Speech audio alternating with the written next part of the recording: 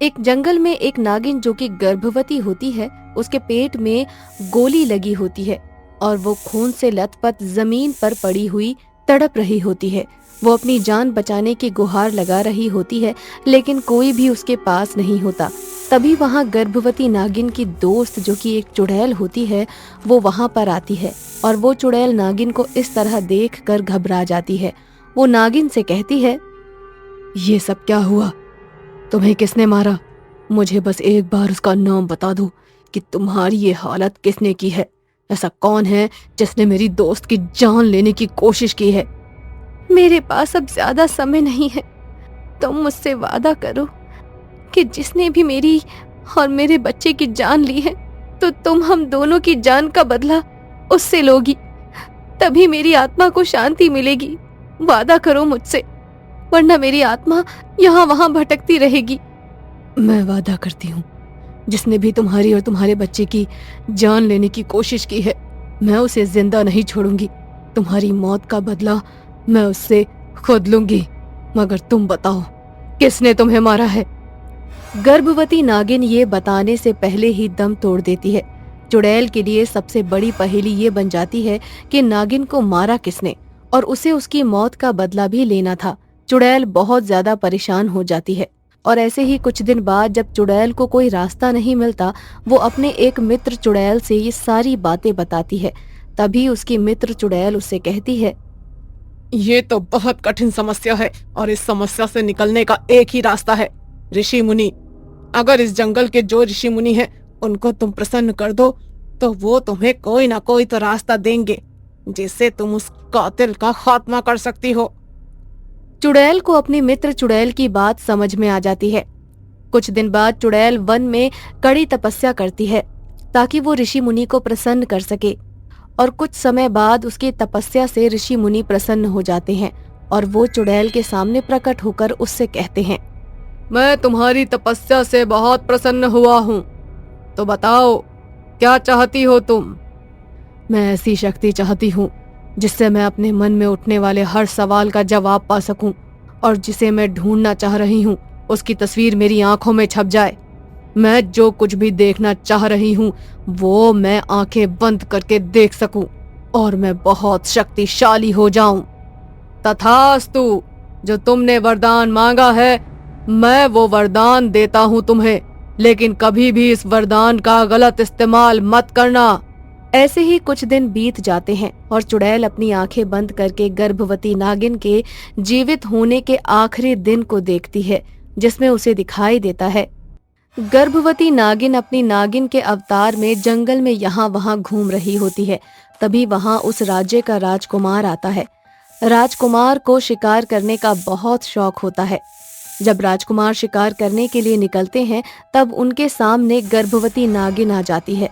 राजकुमार उस नागिन से डर जाते हैं, लेकिन उसे नुकसान नहीं पहुंचाना चाहते थे।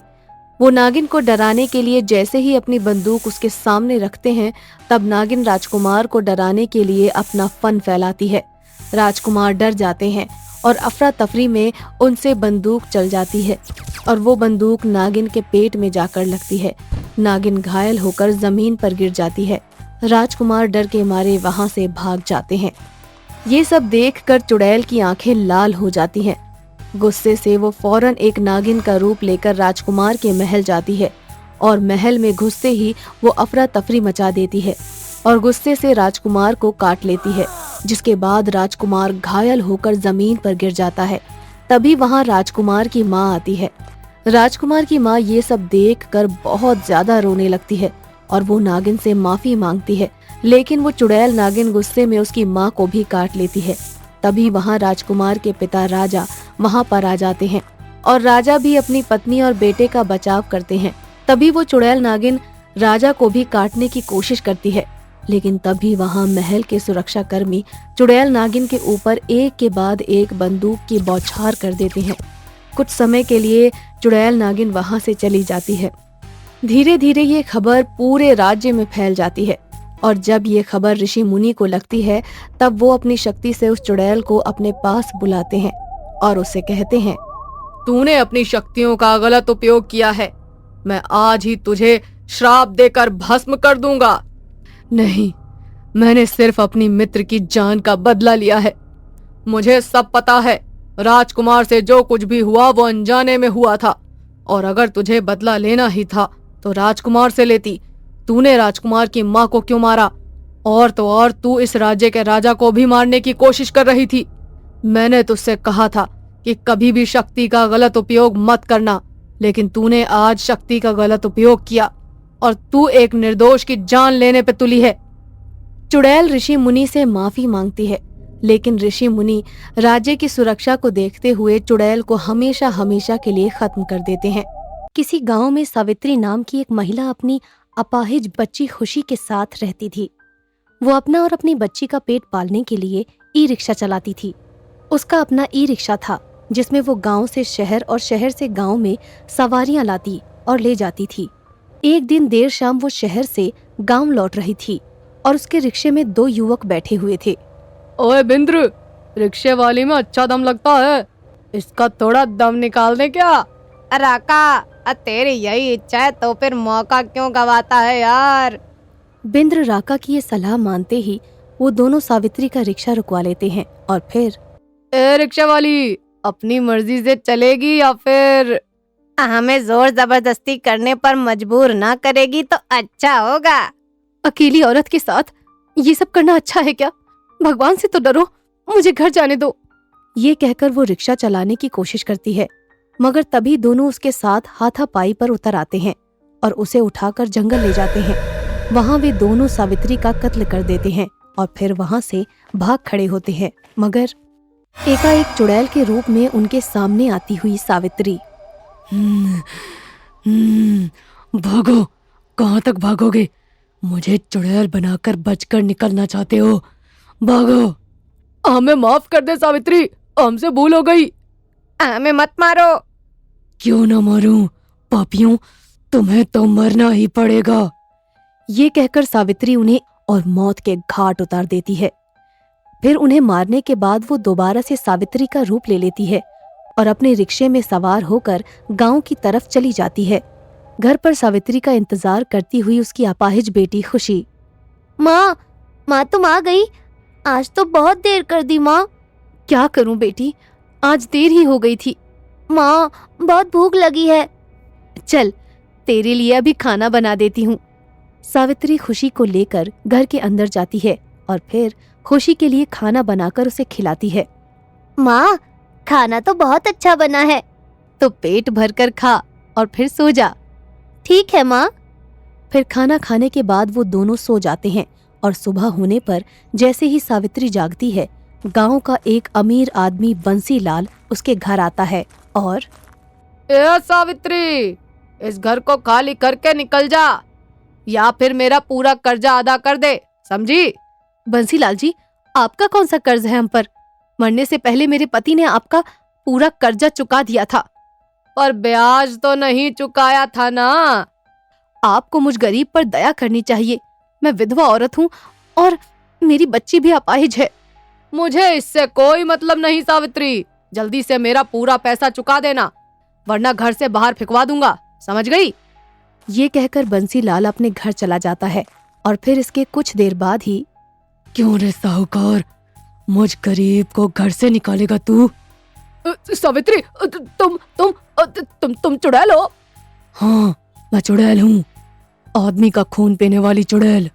अब तक तू गरीबों का खून पीता आया है कमीने, पर आज मैं तेरा खून पी जाऊंगी।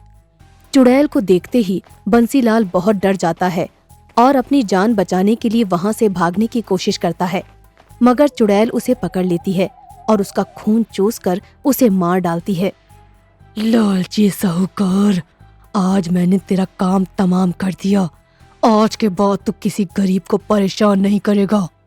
ये कहकर चुड़ैल फिर से सावित्री का रूप ले लेती है और वहां से निकल जाती है, मगर गांव के 2 लोग अनवर और लखन उसे चुड़ैल बनकर साहूकार को मारते हुए देख लेते हैं। अरे सावित्री तो चुड़ैल है। चुड़ैल? इस चुड़ैल ने तो बंसीलाल को मार डाला। इसे मारकर तो गांव का भला ही किया है, निर्दयी सब गरीबों को परेशान करता था। लेकिन इस चुड़ैल का क्या भरोसा, कल को हमें और हमारे बच्चों को भी मारने लगी तो? ये तो सोचने वाली बात है भाई। उस दिन के बाद पूरे गांव को पता चल जाता है कि सावित्री चुड़ैल है और लोगों का खून पीकर उन्हें मौत के घाट उतार देती है। इसीलिए अब गांव वाले सावित्री को देखकर दूर भागने लगते हैं। पास पड़ोस के बच्चे भी खुशी के साथ उठना बैठना और खेलना बंद कर देते हैं। इस कारण खुशी बहुत दुखी हो जाती है। ए अंशु, अब तुम मेरे घर आकर मेरे साथ क्यों नहीं खेलते? मेरी माँ ने मना कर दिया है। पर क्यों? क्योंकि तुम्हारी माँ चुड़ैल है और लोगों का खून चूसकर मार देती है। तुम भी चुड़ैल हो क्या? अंशु की ये बात सुनकर खुशी बहुत दुखी हो जाती है और फिर अपनी माँ से पूछती है, माँ, माँ, सब तुम्हें चुड़ैल कहते हैं। क्या तुम चुड़ैल हो माँ? नहीं हो ना? नहीं बेटी, मैं चुड़ैल नहीं, मैं तो तेरी गरीब माँ हूँ। हाँ माँ, मुझे पता था कि लोग झूठ बोलते हैं। मेरी माँ तो कभी चुड़ैल हो ही नहीं सकती। इस तरह सावित्री अपनी भोली भाली बेटी को तो अपने झूठ से तसल्ली दे देती है, मगर गांव वाले उसकी असलियत के चलते उससे नफरत करने लगते हैं और कोई भी आदमी उसके रिक्शा में बैठना पसंद नहीं करता। अब तो इस गांव में रहकर अपनी बेटी का पेट पालना भी मुश्किल होता जा रहा है। कोई भी मेरे रिक्शा में नहीं बैठना चाहता। हे भगवान, कुछ करो। सावित्री भगवान से ये प्रार्थना कर ही रही होती है कि तभी वहां पर गांव का सरपंच राम लखन आ जाता है और, सावित्री, गांव वाले बता रहे हैं कि तुम चुड़ैल बन जाती हो। क्या इस बात में कुछ दम है या फिर वो लोग यूं ही बक रहे हैं? यूं ही बक रहे हैं सरपंच जी। मैं भला चुड़ैल क्यों होंगी? कोई चुड़ैल ही मेरा रूप लेकर लोगों को मार रही होगी और लोग मुझे चुड़ैल समझ रहे हैं। सावित्री की ये दलील सुनकर सरपंच चुपचाप वहां से चला जाता है, मगर फिर जब बार बार वो चुड़ैल बनकर लोगों को मारती है तो एक दिन, देखो सावित्री, अब झूठ बोलने से काम नहीं चलेगा। हमें सब कुछ सच सच बता दो, नहीं तो कोई और इलाज करना पड़ेगा। सरपंच की ये बात सुनकर सावित्री रोने लगती है और अपने साथ घटी पूरी घटना के बारे में उन्हें बताती है। उसकी दुख भरी कहानी सुनकर सरपंच को भी दुख होता है और वो उसे समझाता है, देखो सावित्री, तुम्हारे साथ राका और बिंद्र ने बहुत बुरा किया।